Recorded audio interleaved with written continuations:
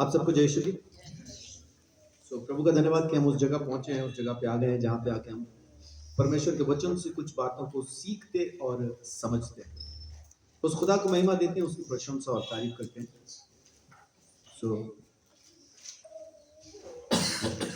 आज जो मैं आपके साथ बात करने वाला हूं वो है मसीह में बढ़ना कैसे है। पौलुस एक ही जगह पे 3 बात कहता है, तो हम देखेंगे आज कि मसीह में बढ़ना वो कैसे, प्रभु में बढ़ना वो कैसे। आप मेरे साथ निकाल लीजिए फिलिपियों 3 अध्याय, फिलिपियों 3 उसका 13 और 14।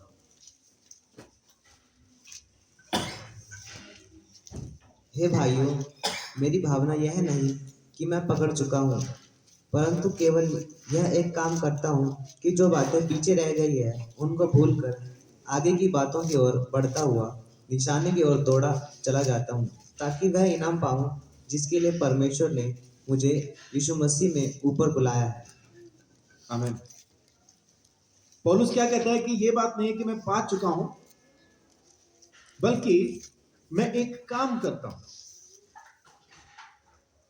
अब यहां पे पौलुस स्पष्ट रीति से यह बता रहा है कि आगे बढ़ने के लिए एक काम वो कर रहा है, प्रभु में बढ़ने के लिए वो एक काम कर रहा है।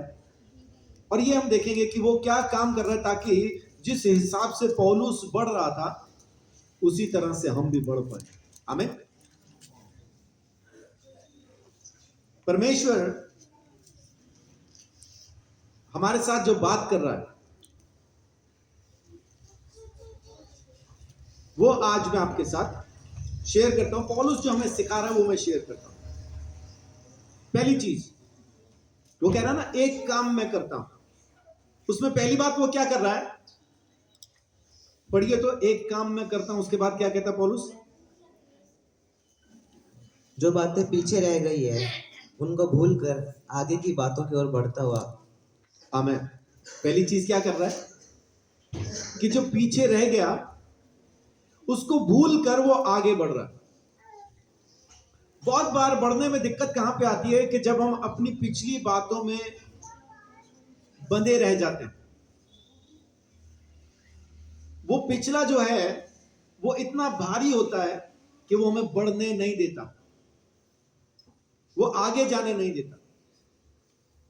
प्रभु का धन्यवाद कि मैं मेरा जो पिछला है उसको मैं उतार पाया, उसको मैं रिलीज कर पाया, खोल पाया, छोड़ पाया, खत्म कर दिया, कर पाया। और ये बहुत कोई सदियां नहीं हुई, अभी की बात। वो जो मेरा जितना भी पुराना जो कुछ भी था वो मैंने अपने आप से उतार दिया, वो झाड़ दिया, अलग कर दिया। पौलुस यही कह रहा है कि पुरानी बातें जो हैं उनको छोड़ के, उनको भूल के आगे बढ़ो, तब तुम बढ़ पाओगे। एक काम मैं करता हूं आगे बढ़ने के लिए। वो कहता है मैं एक काम करता हूं आगे बढ़ने के लिए। क्या काम करता हूं कि मैं अपना पिछला सब भूल के आगे को बढ़ता जाता हूं। अब पीछे क्या है हमारे, जब हम पलट के देखते हैं तो पीछे कोई बहुत खास अच्छी चीजें नजर नहीं आती जो हमें रोक रही है। आगे बढ़ाने वाली तो अच्छी बातें हम में बहुत होंगी, लेकिन रोकने वाली जो है वो भी बहुत हैं गिनती में। और फिर आप भूलना चाहो, लोग भूलने नहीं देते, वो याद कराते हैं।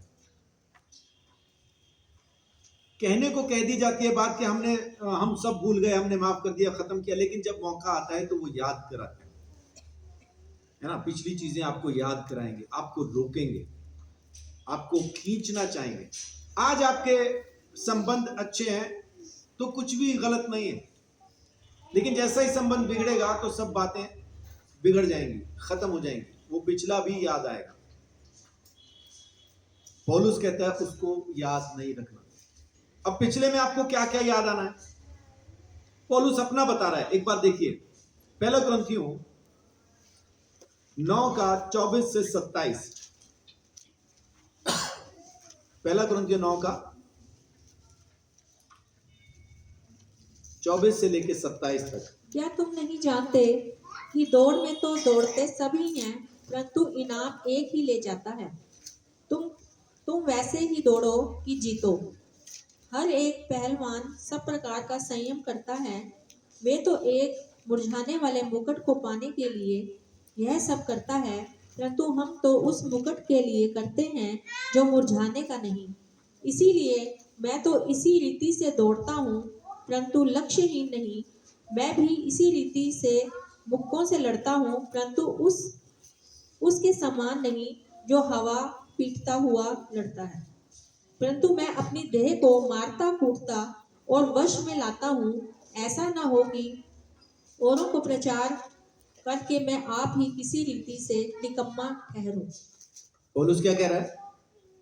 कि मैं भी दौड़ रहा हूं, लेकिन साथ साथ में मैं प्रैक्टिस भी करता हूं, अपने शरीर को मारता कूटता और अपने वश में करता हूं। आपने पता नहीं कभी किसी बॉक्सर को प्रैक्टिस करते देखा है कि नहीं? जब बॉक्सर प्रैक्टिस कर रहा था, वो अकेला ही मुक्के चला रहा होता, सामने कोई नहीं होता। उसको इंग्लिश में एक शब्द कहते हैं, हिंदी का मेरे को पता नहीं, उसको स्पायरिंग कहते हैं ना, वो अकेला ही लगा हुआ है। ऐसा क्यों कर रहा है? ताकि जब वो असल में बाउट में हो, जब वो फाइट में हो, तो उसके हाथ थक ना जाए। एक टाइम ऐसा आता है बॉक्सिंग करते हुए, एक समय ऐसा आ जाता है कि आपका अपना मुक्का भारी हो जाता है, आप मुक्के को सीधा नहीं मार पाते। वो इतना भारी हो जाता है कि आप मारते तो इधर है, लेकिन हाथ नीचे गिरता है, वो आप सीधा भी नहीं मार पाते। तो हाथ सीधा रहे, बहुत देर तक वो लड़ पाए, इसके लिए वो प्रैक्टिस करता है। इसलिए वो क्या बोल रहा है कि ऐसा नहीं कि मैं हवा पीट रहा हूं, मैं प्रैक्टिस कर रहा हूं, ताकि जब समय आए तो मैं लड़ाई में गिर ना जाऊं, हार ना जाऊं, लड़ पाऊं, खड़ा रह सकूं। जब समय आए तो मैं लड़ सकूं। मारता कूटता और वश में करता हूं। तो पौलुस भी इसी चीज को कह रहा है, लेकिन साथ में क्या कहता है कि पुरानी बातों को मैं भूल गया, अब पुरानी बातों को सोच के समय को नष्ट नहीं करता हूं, पिछला समय याद करके समय नष्ट नहीं करता हूं। अब मुझे क्योंकि मसीह में बढ़ना है, इसलिए अब मैं पुरानी बातों पे ख्याल नहीं करता, आगे बढ़ना है। मुझे एक लक्ष्य है, दौड़ता हूं लेकिन लक्ष्यहीन नहीं हूं, मुझे मालूम है मुझे कहां पहुंचना है ना। यही कह रहा है ना पौलुस, दौड़ तो रहा हूं मुकुट के लिए, लक्ष्यहीन नहीं दौड़ रहा। इस बीच में अगर कोई रुकावट आ रही है, कोई परेशानी आ रही है, कुछ भी समस्या आ रही है, तो आप उसका अभ्यास करें, प्रैक्टिस करें, और आप उसको पार कर जाएंगे। एक रेस होती है, स्प्रिंट होती है, वो मतलब तेज दौड़ना होता है, लेकिन उसको कहते हैं हर्डल रेस। उसमें ऐसा ऊंचे ऊंचे उन्होंने बैरिकेड्स लगा रखे होते हैं, दौड़ने वाले उसको हर बार ऐसा उसके ऊपर से कूद कूद के जाते हैं और रेस दौड़ते हैं। लेकिन अगर किसी एथलीट ने उसके ऊपर से ऐसा क्रॉस करने की प्रैक्टिस नहीं करी है, तो वो पहले वाले में ही फंस के गिर जाएगा, वो पार नहीं कर पाएगा, वो रेस को जीत नहीं पाएगा। क्यों? क्योंकि उसने उस बाधा को लांघने की, उसको फांदने की उसने प्रैक्टिस नहीं की। हमारी जिंदगी में बहुत सी बाधाएं आएंगी जो हमें परमेश्वर तक पहुंचने से रोकेंगी, आपको उसे फांदने की प्रैक्टिस करना जरूरी है। और बहुत सी बाधाएं ऐसी हैं जो रोज आती हैं, तो आप रोज उस पर प्रैक्टिस करें। जैसे छोटी छोटी बात पे गुस्सा आना, ये रोज की प्रैक्टिस है, आप रोज फांदे उस गुस्से पे, रोज ऊपर से निकल जाए। पड़ोसी की चुगली करना रोज की गिनती में आती है, ये भी जैसे ही मौका मिलता है शुरू हो जाते हैं। यहां तक कि हम तो सब्जी वाले को भी नहीं छोड़ते, उसके साथ भी चुगली करते हैं। एक मोहल्ले में सब्जी वाला आता है ना, तो सब औरतें आके उससे सामान खरीदती हैं। इतने में जब वो आ रही होती है जिसको आप सबसे ज्यादा पसंद करते हैं, तो आप धीरे आवाज में सब्जी वाले के साथ शुरू हो जाते हैं, आ गई हो, ध्यान से टमाटर ले जाती हो उठा के तेरे, और वो पता नहीं लेके गई कि नहीं लेके गई, है ना। वो आ रही है, उसकी रिपोर्ट देना सब्जी वाले को चालू, बड़ी लड़ाकी है, इससे ध्यान रखिए।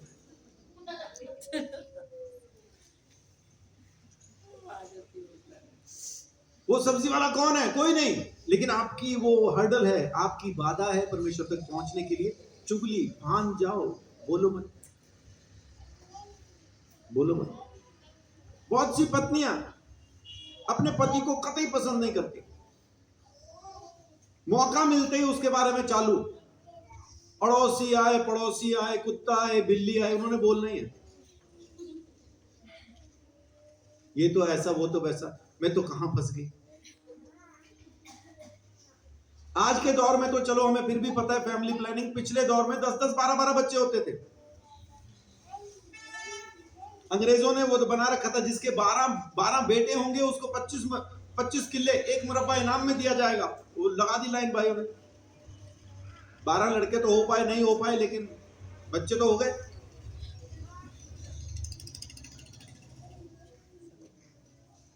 अब इसके 10 बच्चे हैं, फिर पड़ोसन के पास बैठी रो रही, बहन सच्चा प्यार नहीं मिला। पता नहीं कहां तक सोचा होगा, मतलब सच्चा प्यार। ये बाधा है, ये बाधा, इसको फांदिए, निकल जाइए। ये रोजमर्रा की है। पति को पता है इसको छोड़ नहीं सकता, पत्नी को पता है इसको छोड़ नहीं सकती, लेकिन फिर भी मौका मिलते क्या बोलते हैं? फंस गए, फंस गए।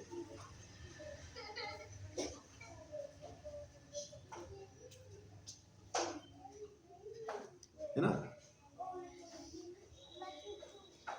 मैं सूरज, तू मेरी चंद्रमुखी।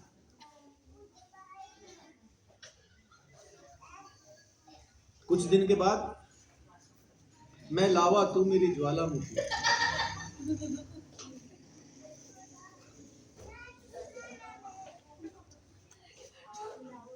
उसके कुछ दिनों बाद मैं तुझसे दुखी, तू मुझसे दुखी।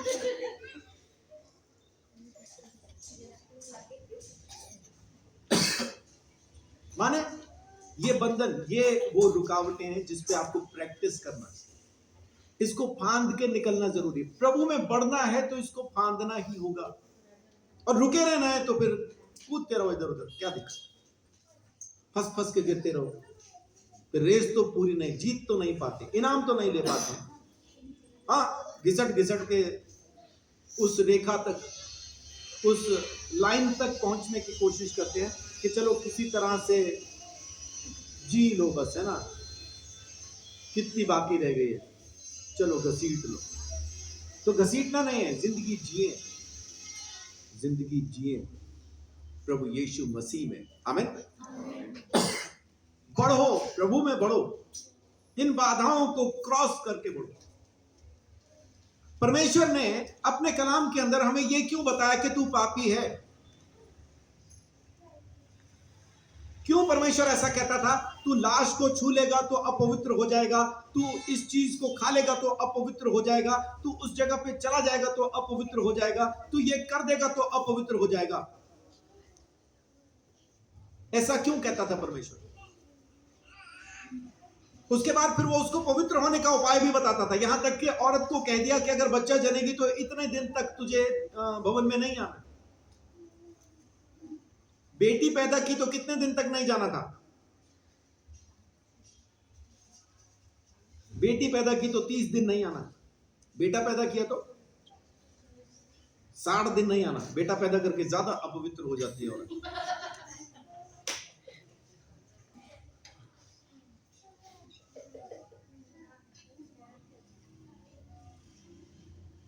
उसका नियम भी बताया, ये करना तो पवित्र होगा, वो करना तो पवित्र होगा। ऐसा क्यों किया परमेश्वर ने? ताकि मैं अंदर से परमेश्वर को पवित्र है समझ पाऊं। ये बाहर के कामों की वजह से नहीं था, अच्छा मैं ये कर लूंगा तो पवित्र हो जाऊंगा, वो नहीं। एक बोध, मैंने इसको छू लिया, मैं परमेश्वर के सामने नहीं जा सकता। मैंने ये कर लिया, मैं परमेश्वर के सामने नहीं जा सकता। मैं जाऊंगा तो मर जाऊंगा, मैं परमेश्वर के सामने नहीं जाऊंगा। मैं जाऊंगा तो मर जाऊंगा। ये सोच मुझे देने के लिए परमेश्वर ने एक नियम बना के मुझे दिया। तू पापी है, मैं पवित्र हूं, और मुझे समझने की जरूरत थी कि परमेश्वर पवित्र है, तो मुझे उसके पास अगर रहना है तो पवित्र होके ही रह पाऊंगा। परमेश्वर हमारे कर्मों से खुश नहीं था कि तुमने ये कर्म कर लिया तो तुम पवित्र हो गए, उससे खुश नहीं था। परमेश्वर इस वजह से खुश था कि मैंने मन में सोच लिया कि परमेश्वर पवित्र है और मुझे भी रहना है। परमेश्वर मेरी सोच को पवित्र करना चाहता है। लेकिन हम कर्मों में आ गए, बकरा चढ़ा दो, मुर्गा चढ़ा दो, ये उतार दो, वो पहना दो, है ना, पवित्र हो जाएंगे। वैसा है नहीं। परमेश्वर आखिर में क्या कहता है? मुझे कब तेरे बलिदान चाहिए? क्या पहाड़ों के ऊपर जितने पशु घूम रहे हैं, मुकेश भाई आपकी आवाज आ रही है मेरे को बार बार, पहाड़ों पे जितने जानवर घूम रहे हैं, क्या सारे के सारे मेरे नहीं है? तू मुझे क्या दे सकता? मुझे क्या दे सकता? ऐसा कौन सा जानवर तू मेरे को दे देगा जो मैंने नहीं बनाया, जो मेरा नहीं है? क्या दे देगा तुम? ऐसा कौन सा फल चढ़ा देगा तू मेरे ऊपर आके, मेरे सामने, मेरे भवन में आके? कौन सा फल चढ़ा देगा? कौन सा ऐसा दूध चढ़ा देगा जो मैंने नहीं बनाया? ला सकता है तो जा चिड़िया का दूध ला, ना, वो परमेश्वर ने बनाया नहीं।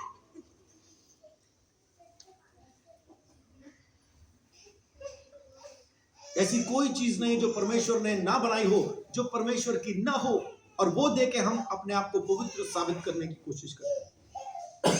परमेश्वर कहता है मुझे नहीं चाहिए, ये सब मेरा ही है, ये सब मेरा ही है। जैसा बचपन में बच्चे होते हैं ना, पापा आपका जन्मदिन है, आप मुझे 500 रुपए दो, क्या करेगा? आपको गिफ्ट देना है। क्यों? क्योंकि अभी कमाई तो है नहीं कोई। जब कमाई करेंगे तब अपनी कमाई से लाएंगे ना। तो अभी उनका मन है कि गिफ्ट दिया जाए, तो कहां से आएगा पापा का गिफ्ट? पापा के पैसे से ही आएगा। और पापा को गिफ्ट देने के बाद फिर सारी दुनिया में वो बच्चा बोलता फिरता है, ये मैंने दिया पापा को। हमारा भी यही है। परमेश्वर की चीज परमेश्वर को पहुंचा के हम कहते हैं मैंने किया। परमेश्वर कह रहे मुझे वो नहीं चाहिए, मुझे वो नहीं। सोच में, तू अपनी समझ में पवित्र हो जा। सारी की सारी व्यवस्था देने के पीछे एक ही कारण था कि मैं ये जान लूं परमेश्वर पवित्र है, मैं पापी हूं, किसी भी तरह से मैं उसके सामने नहीं पहुंच सकता अगर वो मुझे आने न दे तो। इस वजह से परमेश्वर ने वो नियम हमारे सामने बना के रख दिया।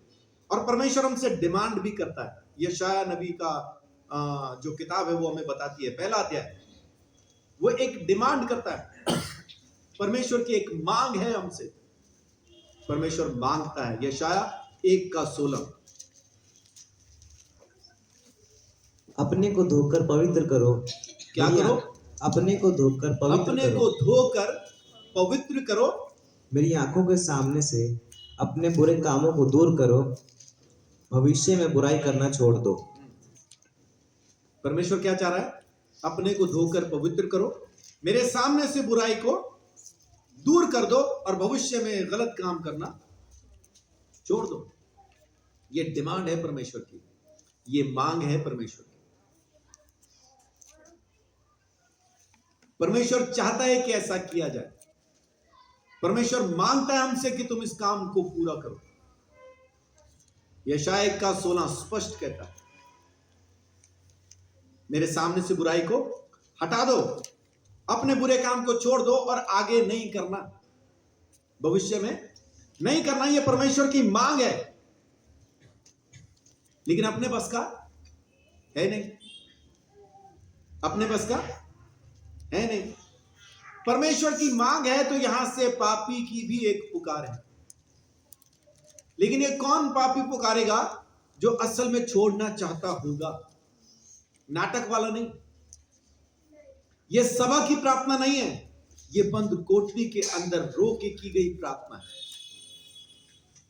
यह सभाओं की प्रार्थना नहीं है, यह सभाओं की पुकार नहीं है।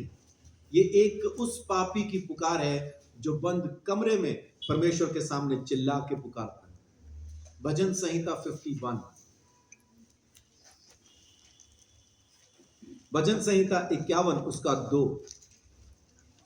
मुझे भली भांति धोकर मेरे अधर्म दूर कर, और मेरा पाप छुड़ाकर मुझे शुद्ध कर। आमीन। क्या कह रहा है पापी? मुझे धोकर शुद्ध कर दे, मेरे अधर्म को छुड़ा दे।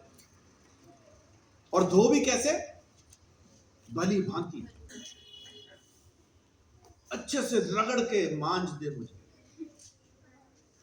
खाली पानी में से खंगाल नहीं दे। बहुत से लोगों को ये आदत होती है, वो क्या करते हैं? खंगाल देते खाली।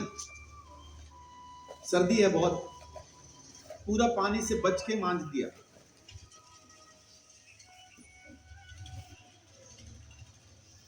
है ना, वो साइड से पकड़ा, नल खोला और हिलाया और बस हो गया, क्योंकि पानी बर्फ जैसा हो रहा है, लेकिन उसके अंदर सब लगा ही है, वो तेल सब उसमें लगा हुआ।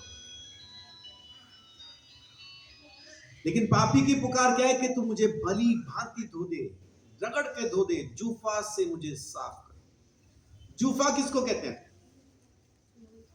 जूफा एक पौधा है। जूफा एक पौधा है, उसके अंदर कुछ गुण है, उसमें साबुन जैसे गुण है। जब आप उसको रगड़ के किसी चीज पे वो करते हैं तो वो झाग भी बनाता है। उसमें धोने के गुण है, साफ कर सकता है, साबुन के जैसे गुण है उसके अंदर, वो उसको धो के साफ कर सकता है। और एक और गुण है उसके अंदर कि उसमें खुशबू है। जो भी चीज जूफा से धोई जाएगी उसमें से बाद में खुशबू भी आएगी। वो ना सिर्फ धुल जाएगा, ना सिर्फ साफ हो जाएगा, उसमें से खुशबू भी आएगी। तो दाऊद यहां पे यही कह रहा है, मुझे जूफा से रगड़ के धो दे, मुझे साफ कर दे, भली भांति मुझे धो के मेरे अधर्म को मुझसे छुड़ा दे। और यह पुकार परमेश्वर आपकी सुनता है अगर आप वाकई में धुलना चाहते हैं, मन फिराना चाहते हैं। परमेश्वर आपकी इस पुकार को सुनता है, और जब वो आपकी इस पुकार को सुनता है तो परमेश्वर आपको उत्तर भी देता है। यह है यहेजकेल 36:25, 36 का 25।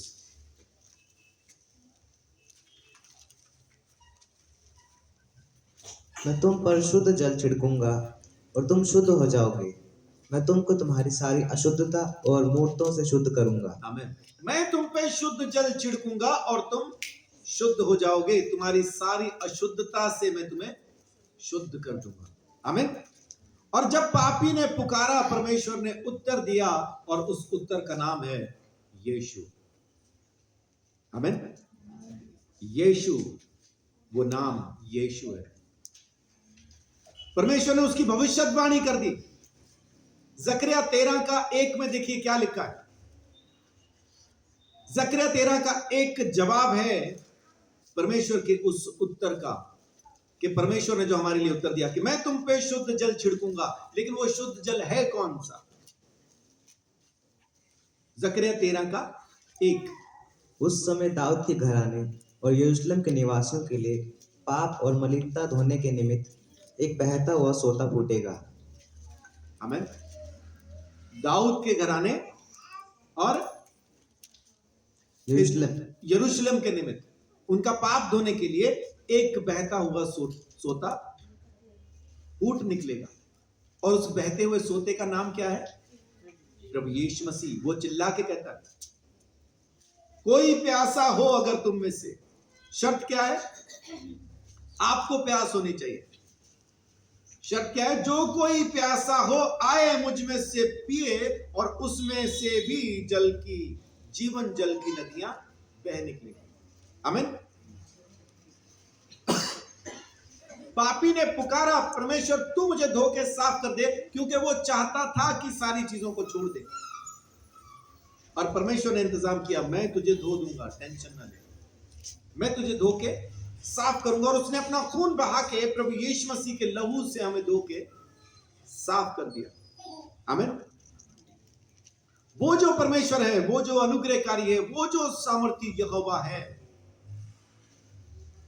वो हम पे पूरी रहमत को बना के रख सकता है, अपनी दया को, अपनी कृपा को हम पे बना के रख सकता है।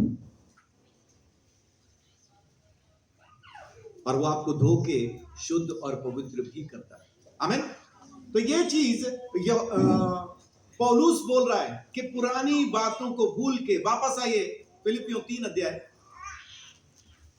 पुरानी बातों को भूल के आगे बढ़िए। तो आपको मैं ये आज एक वायदा देता हूं, एक आश्वासन नहीं दे रहा हूं, पक्का वायदा दे रहा हूं कि अगर आप सच में अपने पापों से मन फिरा के परमेश्वर के पास आना चाहते हैं तो आपको धो के शुद्ध करने के लिए, पवित्र करने के लिए पूरी रीति से धर्मी है वो वहां पे मौजूद है। आमीन। पहला यूहन्ना पहला अध्याय, माफ कीजिए एक आयत याद आ गई। पहला यूहन्ना पहला अध्याय 7 से लेके 9 तक पढ़िए। पर यदि जैसा वह ज्योति में है हाँ जी। वैसे ही हम भी ज्योति में चलें तो एक दूसरे से सहभागिता रखते हैं और उसके पुत्र यीशु का लहू हमें सब पापों से शुद्ध करता है। आमीन। यदि हम कहें कि हम में से कुछ भी पाप नहीं तो अपने आप को धोखा देते क्या हैं। बोल रहे यूहन्ना यहाँ पे कि अगर मैं ये कहूं ना कि मुझ में तो कोई पाप है ही नहीं, मैं तो बहुत अच्छा, बड़ा शुद्ध, बड़ा पवित्र हूं, तो खुद को धोखा दे रहे हैं, क्योंकि पाप सब में है। ऐसा एक भी शख्स जमीन पे मौजूद नहीं जो पापी न हो, वचन स्पष्ट कहता है जी। और हम में सत्य नहीं। यदि हम अपने पापों को मान लें तो वह हमारे पापों को क्षमा करने और हमें सब अधर्मों से शुद्ध करने में विश्वास योग्य और धर्मी है। आमीन। वो विश्वास योग्य और धर्मी है हमारे हर एक पाप से हमें आजाद करने के लिए। उस परमेश्वर का धन्यवाद, उस प्रभु का धन्यवाद। तो पहली बात क्या, पौलुस क्या कहता है, अगर आत्मा में बढ़ना है, अगर मसीह में बढ़ना है, अगर आप चाहते हो कि परमेश्वर के साथ बढ़ें और उस इनाम को हासिल करें जिसके लिए उसने आपको पहले से नियुक्त किया है, तो पहली बात क्या कीजिए, अपनी पुरानी बातों को छोड़ दीजिए, भूल जाइए, भूल जाओ, भूल जाओ कि आपकी जिंदगी में कुछ ऐसा था भी कभी। भूल जाओ और आगे बढ़ो, परमेश्वर आपको सहायता करेगा। और पुरानी चीजें कौन सी, ये वाली जो हमें हमारे पाप याद कराते हैं, जो हमारी जिंदगी के अंदर से पवित्रता को अलग करती है, जो हमारी जिंदगी में ऐसी परेशानियां लेके आती हैं कि हम परमेश्वर के साथ बढ़ नहीं पाते हैं। पौलुस स्पष्ट कर रहा है कि पुरानी बातें, पिछली बातें भूल जाओ, खत्म कर दो, उनको हटा दो अपनी जिंदगी से। वन ये कपट है यहां पे।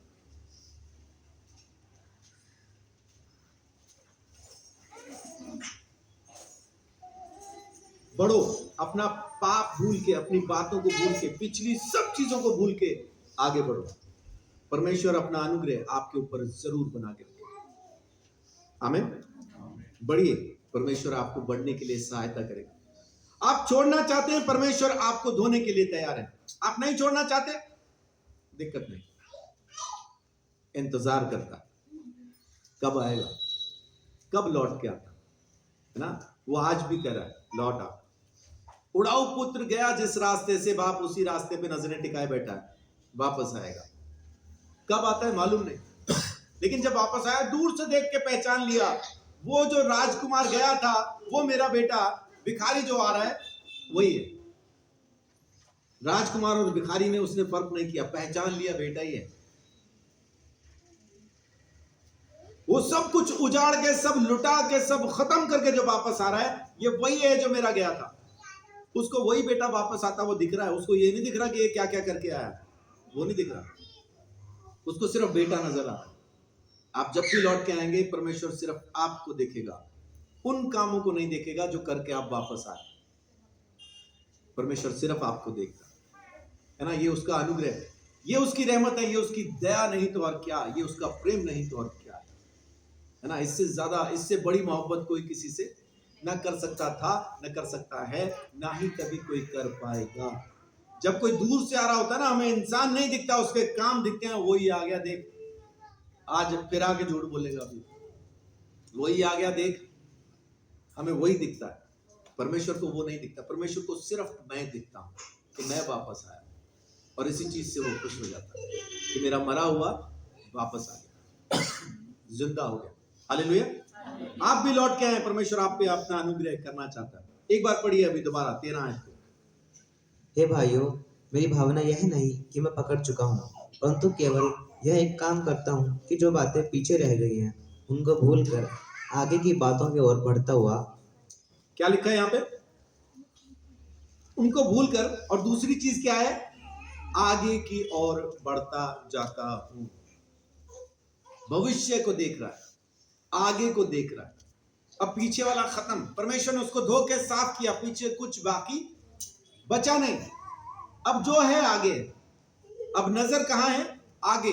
नजर है लक्ष्य पे, नजर है उस लाइन पे जहां जाके आपकी दौड़ खत्म होती, वहां पहुंचना, वहां पहुंचना। जो कबड्डी खेलने वाले पहलवान होते हैं, उसमें चाहे कितनी ही ताकत क्यों ना हो, वो पूरी टीम को उठा के क्यों ना पटक दे, लेकिन जब तक वो लाइन क्रॉस करके अपने पाले में नहीं आएगा, जीता हुआ गिना नहीं जाएगा। वो उस टीम के 7 मेंबर जो है, 7 को उठा के पटक दे। 7 ही होते हैं, 7 ही होते हैं। 3 पकड़ने वाले, 4 रेडर होते हैं। उन 7 को उठा के पटक दे वो, लेकिन उन्हीं के पाले में अगर अपना दम तोड़ देगा तो वो हार जाएगा। बेशक वो एक को छू के लौटा है, लेकिन लाइन क्रॉस कर गया, अपने पाले में आ गया तो जीत जाएगा। अब पिछली तो छोड़ दी, अब बढ़ना कहां है? लक्ष्य की तरफ, उस लाइन की तरफ जिसको क्रॉस करने के बाद आप जीत जाएंगे, विजेता कहलाएंगे, और आपको जीवन का मुकुट इनाम में दिया जाएगा। आमीन। अब बढ़ो, उस तरफ बढ़ो, क्योंकि पिछला खत्म हुआ। उस पे बैठ के विचार ना करो, उस पे बैठ के अब रोने की जरूरत नहीं। मैं कौन हूं, क्या हूं, कैसा हूं, जरूरत नहीं। आज मैंने मन फिराया, परमेश्वर के सामने बैठ के कहा अब नहीं करूंगा, बात खत्म हुई। नौकरों में ही रख ले, मैं तेरा बेटा बनने के लायक नहीं हूं, कहानी खत्म होती है। अब बाप कहता है कि पगड़ी पहनाओ, बाप कहता है कि अंगूठी पहनाओ, जूती पहनाओ। किसी का बाप मर जाए तो उसके बाद एक रस्म होती है। रस्म क्या होती है? वो रस्म होती है, उस रस्म का नाम है रस्म पगड़ी। इसके माने क्या होते हैं? रस्म पगड़ी का मतलब क्या है? बेटे को पगड़ी पहनाया जाता है। क्यों पहनाई जाती है पगड़ी? मतलब क्या उसका? हाँ जी,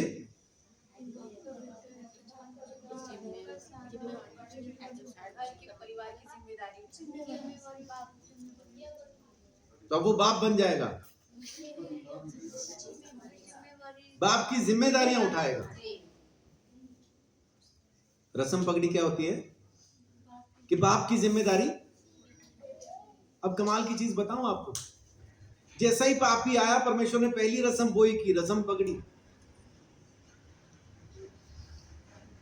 अब बाप की जिम्मेदारी ये उठाएगा जो सारा लुटा के आया।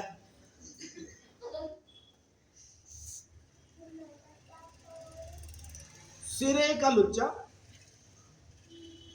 और सबसे पवित्र बाप की जिम्मेदारी उठाएगा। और जिम्मेदारी दी किसने? खुद बाप ने। वो क्या कह रहा है? मैं लायक नहीं हूं, नौकरों में ही रख ले, रोटी दे दे खाली, उतना ही चाहिए। सुअरों की खा के आ रहा हूं मैं तो सुअरों की खा के आ रहा हूं। तू मुझे अपने घर में से नौकरों की रोटी दे दे, जो तेरे नौकरों से बच जाती है वही दे दे। क्या सोच के बड़ा पुत्र वापस आया था कि मेरे बाप के घर में कितने नौकर हैं, वो खाते हैं फिर बच जाता है, तो उसकी नजर नौकरों के बचे हुए खाने पे थी कि उतना ही रख ले, मुझे नौकरों का ही बचा हुआ दे दे मुझे। लेकिन जब वापस आया तो बाप ने क्या कहा? मेरा बेटा वापस आया, जो मर गया था जिंदा हो गया है, जो खो गया था मिल गया है। और जिन नौकरों की रोटी वो खाना चाहता था, उन नौकरों को बुला के उसने आवाज देके कहा पगड़ी पहनाओ। मालूम ये नौकर कौन है और हमें पगड़ी कौन पहनाता है? ज़करिया नबी 3 अध्याय, ऐसे मुझे याद आ गया। ज़करिया नबी की किताब अध्याय 3। ये बात करते करते मेरे ध्यान में आ गया, तो मैंने बोला चलो इसको भी शेयर कर लेते और खत्म करते बात।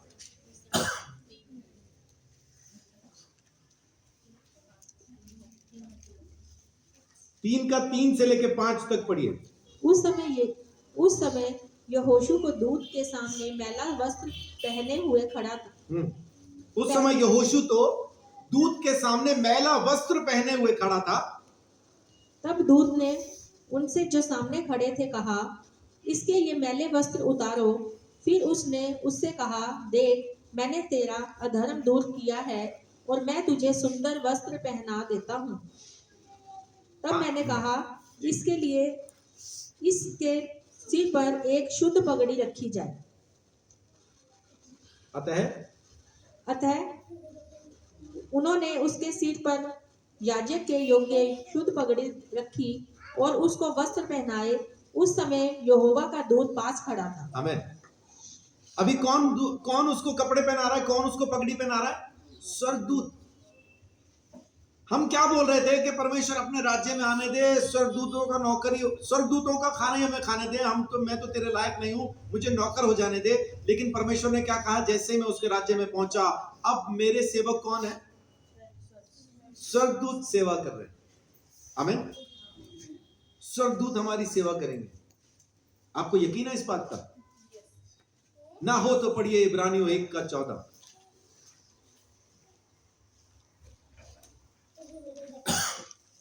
यहां पे स्वर्गदूतों के बारे में ही लिखा है। क्या वे सब सेवा टहल करने वाली आत्माएं नहीं? कौन? ये स्वर्गदूत।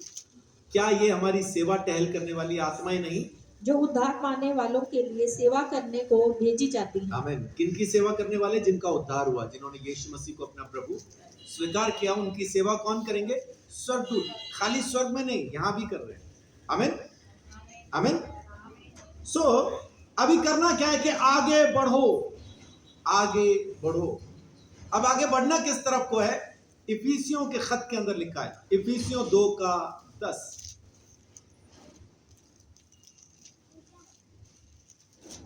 क्योंकि हम उसके बनाए हुए हैं और मसीह यीशु में उन भले कामों के लिए सृजे गए हैं जिन्हें परमेश्वर ने पहले से हमारे करने के लिए तैयार किया। आमीन। अब हमें आगे किस तरफ बढ़ना है? जो परमेश्वर कह रहा है ना, वो करो। जो परमेश्वर कह रहा है वो करो, जो मना कर रहा है वो नहीं करो। वो आपको चाहे कितना ही पसंद क्यों ना हो, कितना ही अच्छा क्यों ना लग रहा हो, नहीं करो। वो करो जो परमेश्वर को पसंद है। अब उड़ाऊ पुत्र को जो पसंद था कर रहा है ना, वो कर लिया ना उसने सब। लेकिन आखिर में क्या हुआ? आखिर में सुअरों के साथ बैठा खाना खा रहा। बाप है नहीं, कुछ है नहीं, जिंदगी आगे कैसी चलेगी उसको कुछ नहीं पता। सब कुछ अंधेरे में है, सब कुछ अंधकार में है, कुछ भी सामने समझ में नहीं आ रहा। अब वो बैठा है सुअरों के साथ। लेकिन जब लौट के आ जाता है, बाप के घर आ जाता है, तो सारी चीजें पूरी हो जाती हैं। अब करना क्या है कि अब जो बाप कहेगा उड़ाऊ पुत्र वो करेगा, क्योंकि देख चुका वो बाप से जुदा होने का नतीजा देख चुका। अब लौट के आए सूरों की फली खा के, तो अब जो बाप कहेगा ना ये करेगा ईमानदारी से, क्योंकि उसको अपने बाप के प्रेम में रत्ती भर भी बदलाव नजर नहीं आया। बाप को सब पता है, बाप को सब पता है। जमीन के ऊपर अगर आपको कोई ऐसा शख्स मिल जाए जिसको आपके बारे में सब पता हो और उसके प्रेम में रत्ती भर भी फर्क ना आए, तो उसको जिंदगी भर छोड़ना नहीं, है ना? ऐसा मिलता नहीं, दोबारा नहीं मिलेगा।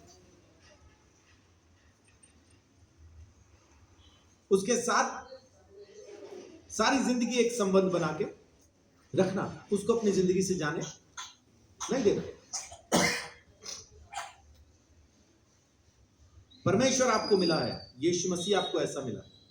आपकी सारी बातें जानने के बाद उसके प्रेम में इतना सा भी फर्क कभी नहीं आया, तो उसको अपनी जिंदगी से कभी जाने नहीं देना। उसके साथ संबंध बना के सारी जिंदगी जीना, उसको नहीं छोड़ना। दुनिया को छोड़ दो, यीशु को नहीं छोड़ना। उस जैसा प्रेम आपको कहीं मिलेगा नहीं, उससे बढ़ के कोई नहीं कर सकता, उसके बराबर भी कोई नहीं कर सकता।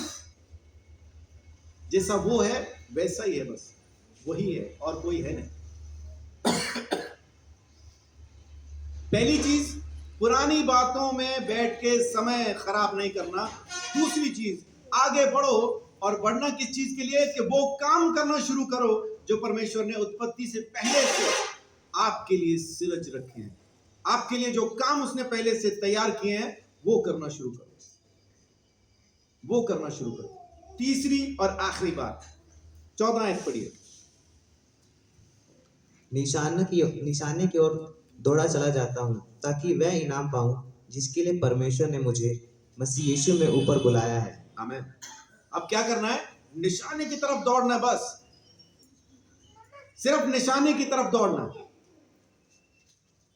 जब कोई दौड़ रहा हो, जब कोई रेस में हो, मैं जब छोटा था, मतलब कॉलेज तक भी, तो एक एथलीट होने के नाते मैं जानता हूं कि मैं काफी तेज दौड़ता था।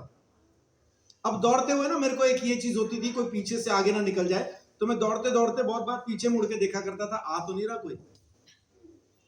तो मेरे कोच ने मुझे ये समझाया, तू अपना देख, पीछे देखने के चक्कर में तेरी स्पीड कम हो जाती है। तूने पीछे नहीं देखना कोई आ रहा है कि नहीं आ रहा है। और एक बात और कही, जब रेस शुरू हो तो आग लग जाए सारी दुनिया में, तूने नहीं रुकना। तूने रेस पूरी करनी है, अपनी उसमें दौड़ना है और अपना ध्यान रखना है। तेरी नजर सामने जो रिबन लगा है उस पे होनी चाहिए कि वो तेरी छाती पे ही लगे, कोई दूसरा उसको टच ना करने पाए। तो बस उस दिन के बाद से जब मैं दौड़ा, फिर मैंने पलट के कभी नहीं देखा। और मेरे पास पता नहीं कितने गोल्ड मेडल हैं, मतलब थे, अब तो पता नहीं कहां है। वो इतने थे ना, मैंने संभालने बंद कर दिए। दे सर्टिफिकेट, हर साल इतने इतने इतने सर्टिफिकेट मेरे कल्ले के होते थे, मतलब कह दिया मैंने, इतने इतने बहुत होते थे। 100 मीटर में मैं हूं, 200 में मैं हूं, 400 में मैं हूं, 800 में मैं हूं, फुटबॉल में मैं हूं, क्रिकेट में मैं हूं, खो खो में मैं हूं, टेबल टेनिस में मैं हूं, जूडो में मैं हूं। क्रिकेट बोला मैंने, उसमें भी हूं। नहीं बचे हैं, बैडमिंटन में मैं नहीं खेलता था, वॉलीबॉल नहीं खेलता था, बास्केटबॉल नहीं खेलता था, बहुत कुछ बचा है। टेबल टेनिस में भी मैं था। माने उस दिन मेरे कोच ने जो मुझे सिखाया कि पलट के नहीं देखना, पीछे नहीं देखना, आगे दौड़, अपने लक्ष्य को पूरा कर, बस। फिर उसके बाद 20 किलोमीटर की मैराथन हुई, उसमें मैं 3rd आया था। 20 किलोमीटर पूरा करना ही मुश्किल है, तो उसमें 3रे नंबर पे आया था मैं। और जब हम दौड़े थे ना, दुनिया थी, भीड़ दौड़ी थी, वहां से कम 250-300 बंदा था। लेकिन जब हम वहां पहुंचे तो पहले वाले को भी मैं देख रहा था कि वो पहुंच गया, दूसरा मेरे से थोड़ा ही आगे था, ये भी पहुंच गया, तीसरा मैं था। और जब मैंने रेस खत्म की, उसके बाद जब पलट के देखा, कोई नहीं था। मेरे बाद जो आया वो कम से कम 15 मिनट के बाद आया था। लक्ष्य को देखें, लक्ष्य यीशु है, लक्ष्य बाप का घर है, लक्ष्य वो नया यरूशलेम है, लक्ष्य वो इनाम है जो परमेश्वर आपको वहां देगा। और सबके सामने कितने लोग ऐसा चाहते हैं कि जब स्वर्ग में हम पहुंचे, स्टेज पे खड़े करके हमें ट्रॉफी दी जाए और सारी दुनिया ताली बजाए। चाहते हैं? तो फिर वैसा दौड़ो के इनाम पाओ, फिर रुकना नहीं, फिर और मैं आपको ईमानदारी से कहता हूं कि वो करेगा ऐसा। उसने वायदा किया है कि वहां तुम्हें इनाम दूंगा, तो वो इनाम स्टेज पे खड़ा करके ही देगा। 1st 2nd 3rd तो नहीं होंगे, लेकिन इनाम जरूर देगा। मजदूरी जरूर मिलने वाली है, इस मजदूरी को खो ना देना, इस मजदूरी को खत्म ना कर देना। और ये आपके कर्मों से होगा, क्योंकि उद्धार आपका यीशु से हो चुका, लेकिन ये इनाम जो मिलना है, ये जो मजदूरी आपको मिलनी है, ये आपके कर्मों की मिलनी है। इन कर्मों से आपके स्वर्ग नरक का फैसला नहीं होगा। स्वर्ग नरक का फैसला यीशु मसीह की वजह से हो चुका, क्योंकि यीशु आपका प्रभु है, इसलिए आप स्वर्ग जाएंगे ही। लेकिन वहां पे इनाम जो मिलना है, वो आपको आपकी मेहनत से मिलना है। 1 कुरिन्थियों 3 अध्याय,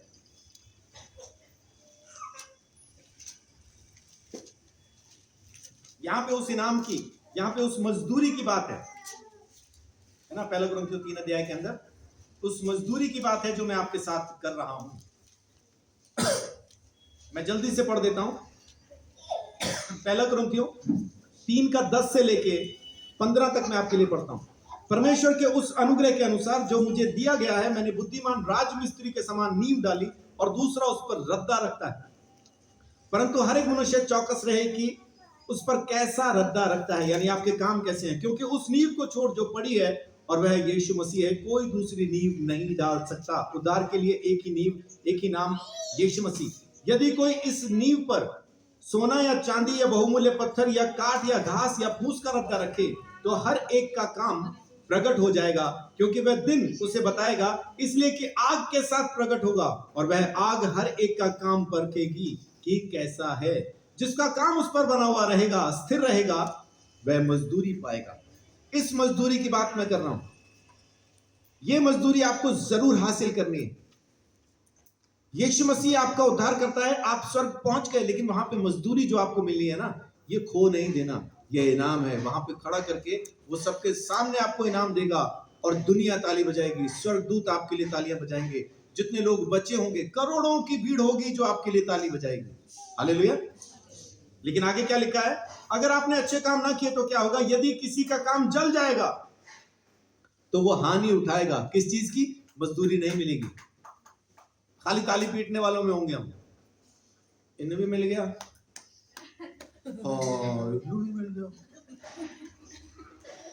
वो ये तो कितना ही खराब होता सी। इन्हें भी मिल गया, मैंने मिला, मैं रह गया।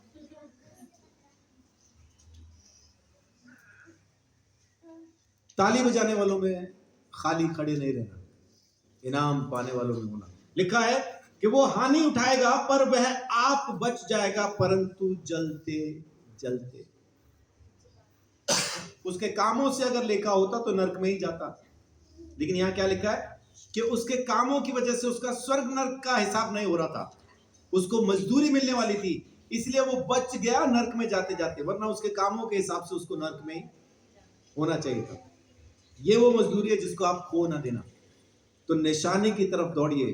परमेश्वर आपको बहुत आशीष, बड़ी बरकत देने के लिए हर घड़ी हर समय तैयार है, ताकि आपकी हर एक जरूरत को वो खुद पूरा करे। आमीन।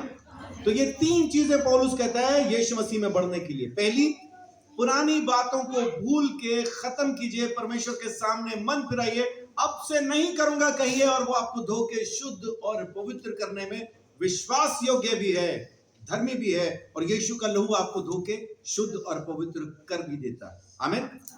दूसरी बात, बढ़ना शुरू कीजिए। किस चीज की तरफ? जो काम परमेश्वर ने आपके लिए सूरज रखे हैं पहले से, उनको करना शुरू कीजिए। परमेश्वर जो कहता है करो, जो मना करता है छोड़ दो, ये करना शुरू कीजिए। तीसरा, अपने निशाने पे नजर रखिए। दाएं बाएं घूमने की जरूरत नहीं है। पहले टांगा चला करता था, घोड़े को एक ऐनक पहनाते थे, देखी कैसी होती थी वो ऐनक? ऐसी होती थी ना, यूं। उस ऐनक का क्या फायदा है? घोड़े को दाएं बाएं चलती हुई गाड़ियां दिखाई ना दे, कहीं वो बिदक ना जाए ये क्या निकल गया। घोड़े के पास से अगर कार निकली झूम, तो घोड़ा एकदम से वो हो सकता है ये क्या हुआ, वो होगा तो सब खत्म, घोड़ा तो भागेगा ना फिर इधर उधर। तो घोड़े को सिर्फ सामने का दिखाई दे, इधर उधर का दिखाई, तो वो घोड़े वाली ऐनकें लगा लो, आपको सिर्फ सामने दिखाई दे, इधर उधर का दिखाई न दे। अपने लक्ष्य को देखें, वहां पहुंचे, इनाम पाए, और परमेश्वर आपको आशीष देने के लिए तैयार है। आमीन। प्रभु आप सबको बहुत आशीष, बड़ी बरकत दे, अपने अनुग्रह के अंदर संभाल के रखें।